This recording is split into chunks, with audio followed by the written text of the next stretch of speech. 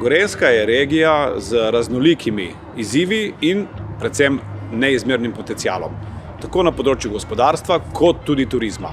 Hkrati se pa kljub temu, da je ena bolj vodnatih regij v Sloveniji, sooča z celo izzivi pitne vode.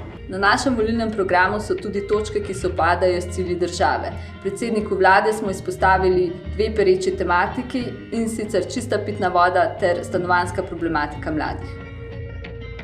Premalo se zavedamo tega, da bo sušnih obdobij še več in mogoče to v Kranjski Gori letos, ne vem kako je bilo tukaj sušo, ampak mogoče to zgleda manjši problem, ampak bo vedno večji problem in zato bo treba tudi ustrezno upravljati z vodnimi viri. Na drugi strani pa moramo paziti na onesnaženje. Mi se premalo zavedamo, koliko onesnaženja spuščamo, ne samo preko čistilnih naprav, tudi preko kmetijstva v naše vode. Ta raznolikost samo pove, da je Gorenjsko treba obravnavati specifično in subtilno, vendar hkrati, da potrebuje kot regija pomoč države.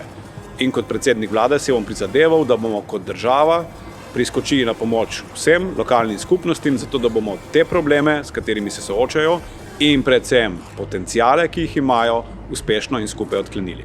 Drage Kranjskogorke in spoštovani Kranjskogorci, udeležite se lokalnih volitev in podprite Svobodo za Kranjsko Goro. Na ta način ne boste doprinesli samo k razvoju lastnega kraja skozi delovanje lokalnih oblasti, temveč bo Svoboda skupaj z vlado Republike Slovenije pripomogla k temu, da se bo Kranjska Gora tudi bolj uravnoteženo razvijala kot ena primarnih turističnih destinacij Slovenije.